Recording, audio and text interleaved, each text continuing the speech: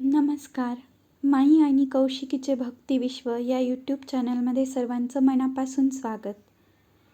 आज आहे माघी गणेश चतुर्थी, अर्थातच आपल्या लाडक्या गणपती बाप्पाचा जन्मोत्सव.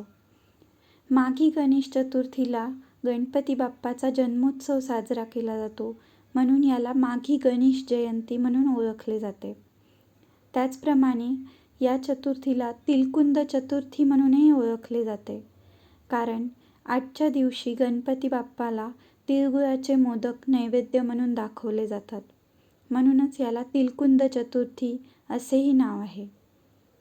आणि हा दिवस श्री गणपती बाप्पाचा जन्मोत्सव म्हणून सर्वत्र साजरा केला जातो, म्हणून याला माघी गणेश जयंती असंही म्हणतात. चला तर मग जाणून घेऊया माघातल्या महोत्कट विनायकाची जन्मकथा. अंग देशात रुद्रकेतू नावाचा विद्वान ब्राह्मण राहत होता. त्याला शारदा नावाची सुविद्य आणि अत्यंत सुशील पत्नी होती. त्यांचा संसार अगदी सुखात सुरू होता, परंतु संतान प्राप्ती नव्हती.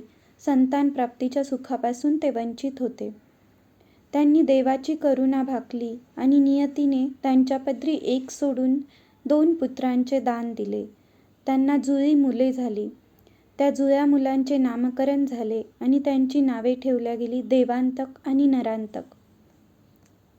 ही मुले मोठी होऊ लागली आणि एकदा महर्षी नारद त्यांच्या भेटीला आले.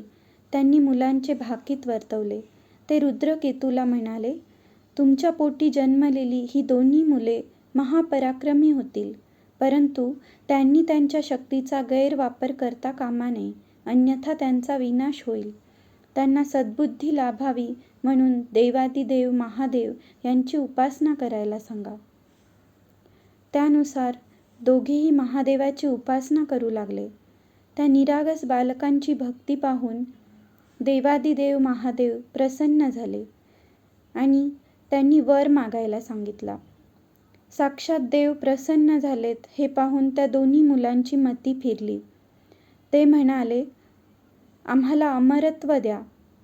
भगवान महादेव म्हणाले, मृत्यूलोकात जन्माला आलेल्यांना मरण हे येणारच. अमरत्वाचा आशीर्वाद मी देऊ शकत नाही. दुसरे काही हवे असेल तर मागा.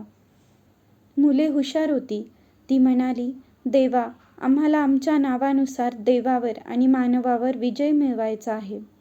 त्रैलोकीचा राज्यकारभार चालवायचा आहे आणि या जगावर सत्ता मिळवायची आहे. या दोन्ही लहान मुलांची मोठी स्वप्ने पाहून महादेवही तथास्तु म्हणाले आणि अंतर्धान पावले. महादेवांचा आशीर्वाद मिळाल्यापासून दोघेही उन्मत्त झाली. सच्छील दाम्पत्याच्या उदरी पापबुद्धीची बालके कशी जन्माला आली याचे सर्वांनाच आश्चर्य वाटू लागले. तोवर या बालकांनी समविचारी, पराक्रमी, दुष्ट वृत्तीची फौज तयार केली आणि स्वर्ग, मृत्यू आणि पाताळ या तिन्ही लोकांवर अतिक्रमण केले. त्यांनी लोकांचा अतोनात छळ सुरू केला. लोकच नव्हे तर देवही त्यांच्या भीतीने चळचळा कापू लागले. ते महादेवांना शरण आले, परंतु या मुलांना महादेवांनीच आशीर्वाद दिला म्हटल्यावर त्यांचा नाईलाज झाला. म्हणून त्रिदेव, समस्त ऋषी आणि देवगणासह गणरायाला शरण केले. त्यानेच आपल्या चतुर्बुद्धीने यातून मार्ग काढावा अशी प्रार्थना केली. देवांतक आणि नरांतकाला देव, दानव आणि मानव यांच्यापासून अभय होते, म्हणून गणरायाने मानवी देह आणि हत्तीचे शीर धारण करून महापुण्यवान कश्यप ऋषी आणि त्यांची पत्नी देवमाता अदिती हिच्या उदरी जन्म घेईन असा शब्द दिला.